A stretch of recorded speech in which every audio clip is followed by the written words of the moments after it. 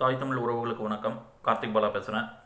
இன்றைக்கி நம்ம பார்க்க போகிறது சிந்து சமவெளி நாகரிகம், உலகத்தின் நாகரிகத்தின் தொட்டில் என்று சொல்லக்கூடிய சிந்து சமவெளி நாகரிகம் ஆரிய இனக்குழு நாகரிகமா இல்லை திராவிட இனக்குழு நாகரிகமா அப்படிங்கிறத தான் நம்ம பார்க்க போகிறோம். திராவிட நாகரிகம்னோன்னா உடனே கொந்தளிக்காதீங்க. அடுத்தடுத்த பாகத்தில் திராவிடம் அப்படிங்கிற கருத்தியல் என்ன ஏது அப்படிங்கிறத பற்றி தெளிவாக நான் பேசுவேன். இப்போ நம்ம அந்த என்ன ஆவணத்தில் இருக்கோ அதை மையப்படுத்தி தான் நம்ம பேசுகிறோம். அதனால் திராவிட நாகரிகம் அப்படிங்கிற ஒரு சொல்லாடல் தான் எல்லா இடத்துலையும் பயன்படுத்தியிருக்காங்க. அதை வச்சு தான் இப்போ நம்ம பேசுகிறோம். இதற்கும் தமிழர்களுக்கும் ஒரு பெரிய தொடர்பு இருக்குது. அது கண்டிப்பாக பாகமாக நான் ஒவ்வொரு விஷயத்த சொல்லும்போது தமிழர்கள் அனைவருக்கும் தெளிவாக என்னால் புரிய வைக்க முடியும். ஸோ அது வரைக்கும் கொஞ்சம் பொறுமையாக இருங்க. வாங்க, ஆய்வாளர்கள் என்ன எழுதியிருக்கிறாங்கன்னு பார்ப்போம், என்னென்ன நடந்திருக்குன்னு பார்ப்போம், எப்படியெல்லாம் இவர்கள் அதை சிந்து சமவெளி நாகரிகத்தை ஆரிய நாகரிகமாக மாற்ற முயற்சி செய்திருக்கிறார்கள் என்பதையும் தெரிந்து கொள்ளுங்கள். என்னென்ன மாதிரிலாம் நடந்திருக்கு அப்படிங்கிறதையும் புரிந்து கொள்ளுங்கள். வாங்க, என்ன எழுதியிருக்கிறாங்கன்னு நம்ம பார்ப்போம். Mr. Hewitt realized long ago that the culture of the Dravidians before the Aryan invasion had developed extraordinarily in all branches of human activity. The chief opponents of Aryan progress were the Dravidian races, who had covered the country with a network of strongly centralized and well-established governments, and he continues elsewhere. There is ample evidence to show that it was not the Aryans who made India a great exporting country. The Kolarian and Dravidian settlers had founded and maintained a flourishing inland and foreign trade long before the advent of the Aryans.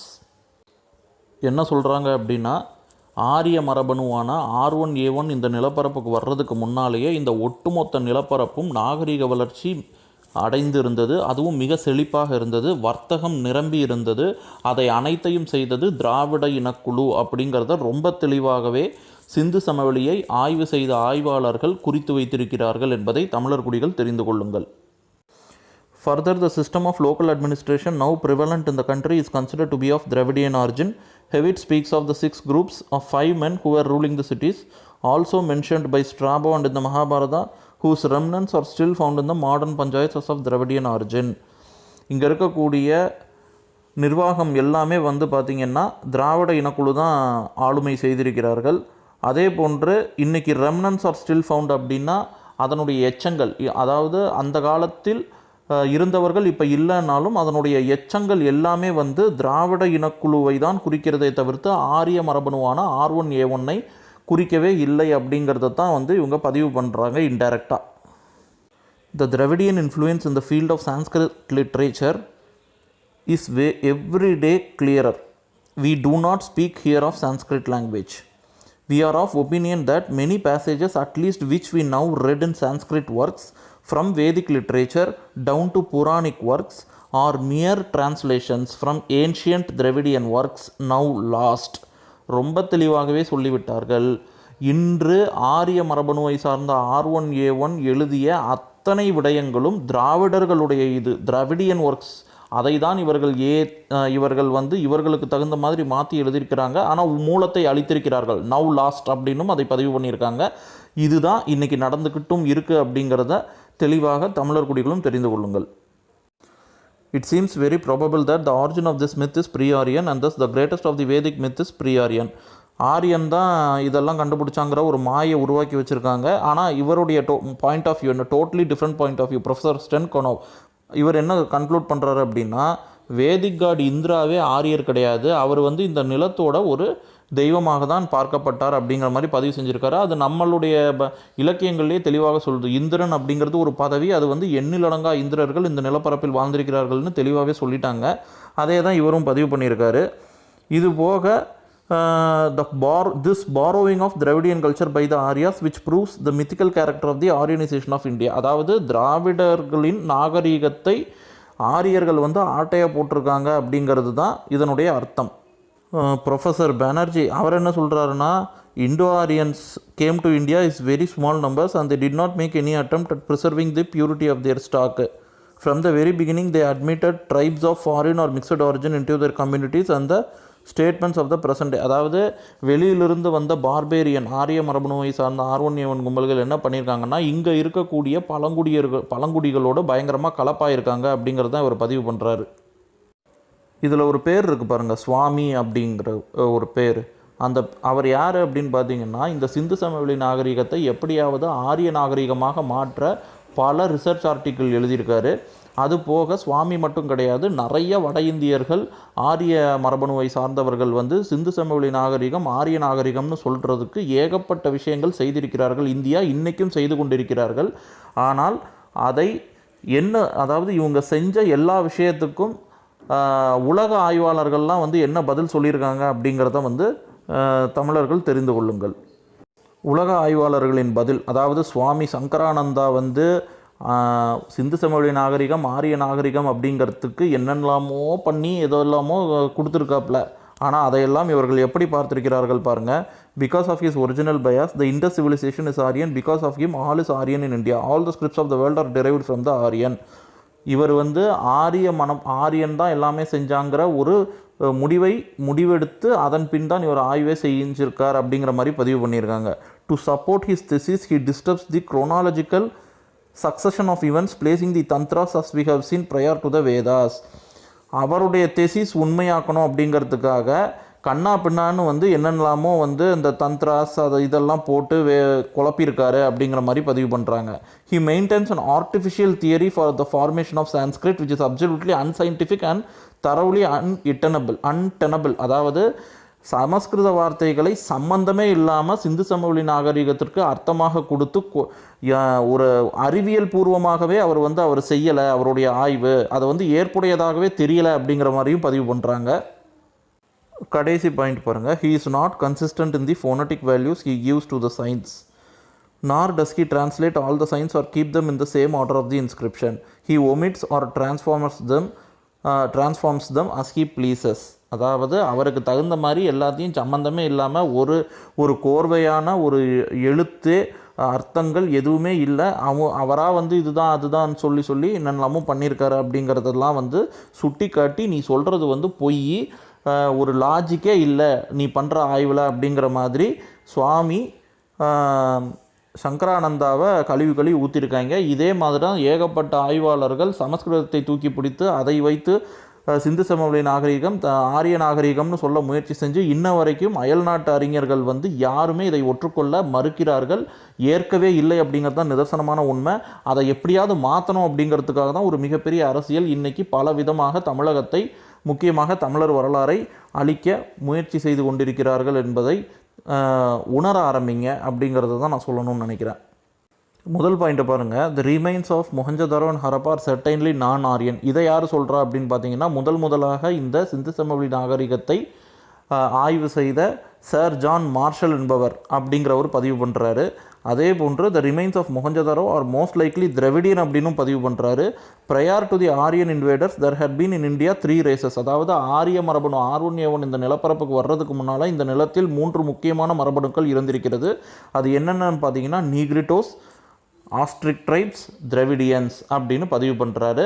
இந்த ஆஸ்ட்ரிக் tribes அப்படிங்கிறதுல தான் பல்லப்புகள் என்கிற பல்லர்கள் வருகிறார்கள். திரவிடியன்ஸ் என்பது வேற அப்படிங்கிறது இதிலிருந்தே தெளிவாக தெரிகிறது அப்படிங்கிறதையும் புரிந்து கொள்ளுங்கள். ஆரிய இனம் எப்படி வந்திருக்கிறாங்கன்னு பாருங்கள். The Aryas a primitive tribe without any other knowledge than cattle breeding and tilting the land and with no script of their own soon began recording their thoughts on pieces of tree bark or on palm leaves using the signs of thus use then naturally in a state of further development. இவங்க உள்ள வரும்போது barbarian காட்டுமிராண்டி கூட்டங்களாக தான் வந்திருக்கிறார்கள், வெறும் ஆடு மாடு மேய்ச்சிக்கிட்டு அப்படிங்கிறத தான் பதிவு பண்ணுறாங்க இந்த ஆரிய மரபணு R1A1 அவங்கள பற்றி. It is well known that very soon the Aryan tribes accepted a number of dogmas of their Dravidian predecessors into their own religion. First little by little and hesitatingly, but later openly and without fear until finally the whole religion of the Dravidians was amalgamated with and almost replaced with their own religion. So this amalgamation becoming the foundation of modern Hinduism. Dogmas அப்படின்னா கேள்வி கேட்காம கண்மூடித்தனமாக நம்புறதுன்னு அர்த்தம். முதல்ல திராவிட இனக்குழு சொன்ன கதையெல்லாம் அவங்களுடைய ரிலிஜனுக்கு தகுந்த மாதிரி கொஞ்சம் கொஞ்சமாக மாற்றிருக்காங்க. போக போக என்ன ஆயிடுச்சுன்னா, பயமே இல்லாமல் கண்மூடித்தனமாக அவர்கள் நினைத்த எல்லாத்தையும் ஒரு ரிலிஜனாக மாற்றி திராவிட இனக்குழுவை டாமினேட் பண்ணி ஆரிய இனக்குழுவோட கருத்தியலை திணிச்சு ஒரு விடயத்தை உருவாக்குறாங்க. அதுக்கு பேர் தான் வந்து மாடர்ன் ஹிந்துசம் அப்படிங்கிற மாதிரி பதிவு பண்ணுறாரு. ஆர் சீரீஸ் மரபணு, அதாவது R1, A1, R2 இந்த மாதிரி ஆறில் ஆரம்பிக்கக்கூடிய எல்லா மரபணுவும் தான் ஆரிய இனக்குழு அப்படின்னு நம்ம சொல்லுவோம். அந்த ஆரியர்கள் எப்போ இந்திய நிலப்பரப்புக்குள்ளே வந்திருக்காங்கன்னு பார்த்தீங்கன்னா தோராயமாக 1300 1000 BC அந்த காலகட்டத்தில் தான் இவர்கள் ஆடு மாடு மேய்ச்சிக்கிட்டு வெளியிலேருந்து உள்ளே வந்திருக்காங்க அப்படிங்கிறதையும் ஆய்வு செய்து பதிவு செய்திருக்கிறார்கள். என்ன தமிழர் குடிகளே, பார்த்தீங்களா? சிந்து சமவெளி நாகரிகத்தை ஆய்வு செய்த முக்கியமான நபரில் ஹென்றி ஹெராஸும் ஒருவர்.